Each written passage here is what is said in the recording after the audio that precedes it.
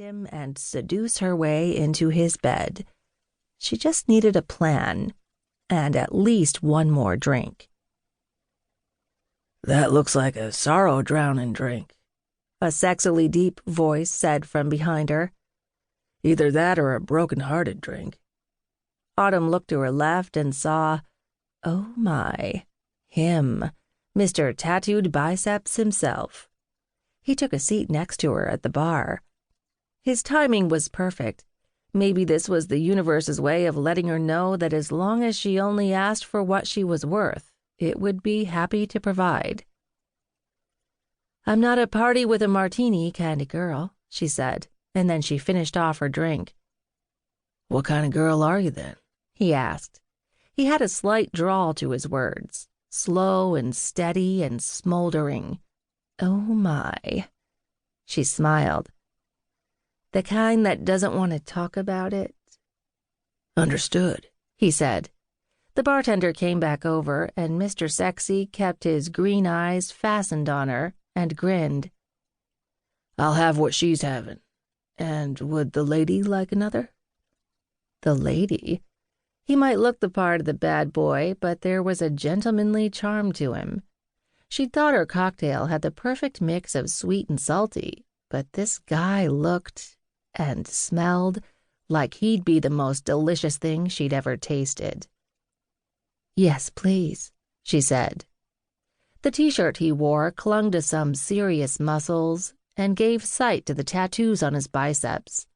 His dark hair was longish, and when he ran a hand through it, she saw a few piercings along his ears. I wonder if he has any piercings anywhere else.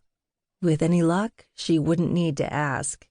She'd have him on the bed, undressed, with all of his tattoos and potential piercings there for her to savor, just the way she wanted it. No words, just desire.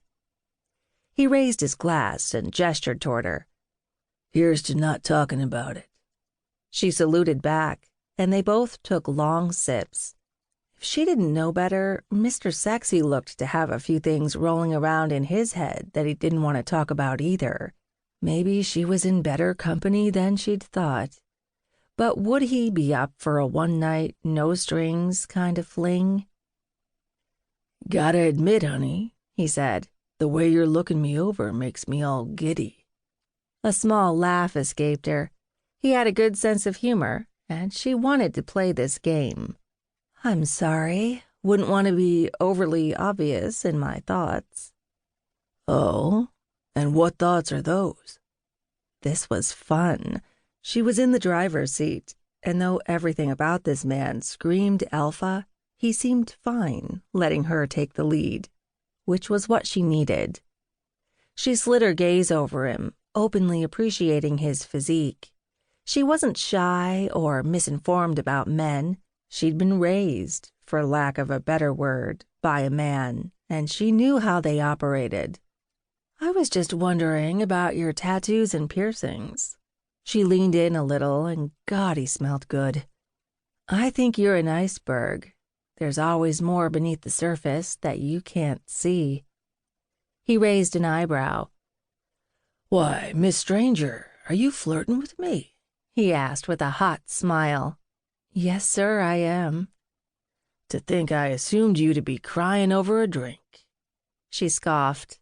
This man, like most, wasn't accustomed to the kind of woman she was. She'd been raised by her dad in a mechanic shop, when he was around at least, and the one time she'd cried had been when she was 5 and Danny Davis had stolen her bike. Her father had told her to buck up, get over it, or do something about it, but crying didn't solve anything. Which was why she never let tears get the best of her. Not when her dad disappeared to the gambling tables, or drank himself into a stupor and taken off for weeks at a time. Not when her ex had left her. Not when her self-worth was teetering between microscopic and non-existent. Not now. People had been leaving her high and dry all her life. It hurt, but what was she supposed to do? Curl up and cry about it? People inevitably walked away from her. That didn't mean she couldn't have fun as long as they were there. Case in point, this sex on a